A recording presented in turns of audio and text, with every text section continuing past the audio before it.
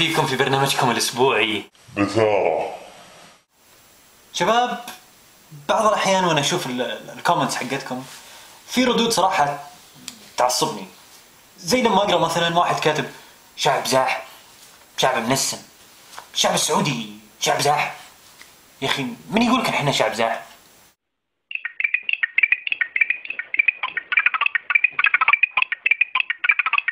أوكي، فيديو واحد، عشان فيديو واحد حكمت على شعب كامل؟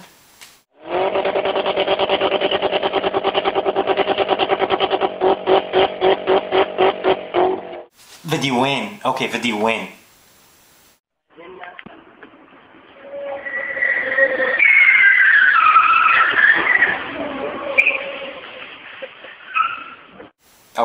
أوكي حنا شعب زاحف، حتى عدنان وعبسي وصلنا لهم.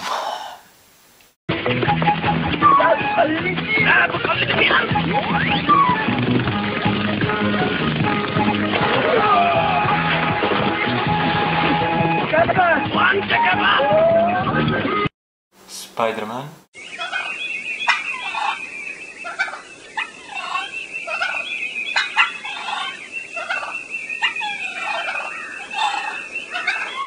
لحظة، عشان 3 فيديوهات ولا مجموعة من الناس زاحفين خلاص تحكمون على الشعب كامل؟ ترى بناتنا عقلات.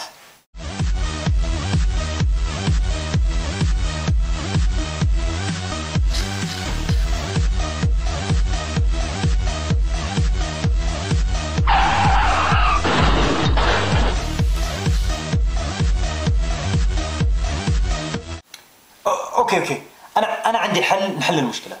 اول شيء درسوا الشباب، علموهم، اللي ما عنده قبول في جامعه دخلوه جامعه بالغصب، ابنوا جامعات، سووا اي شيء.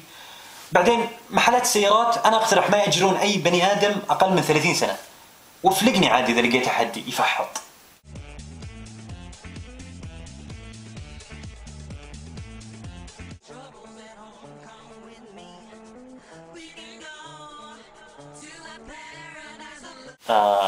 اتوقع حلي ما كان كويس.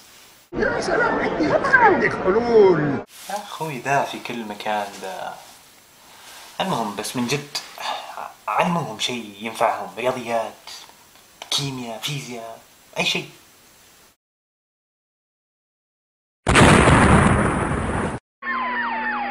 ها في النهاية سووا تفاعل، ابتكر شيء.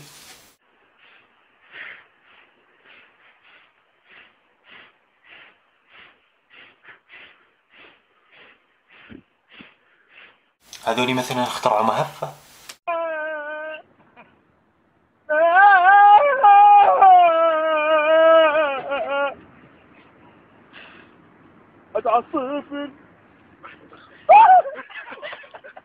هذا عاد اختراع كاركتر كامل.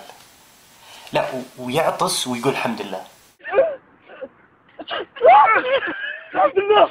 في النهاية ما ادري شو اقول لكم. شكرا، من جد شكرا.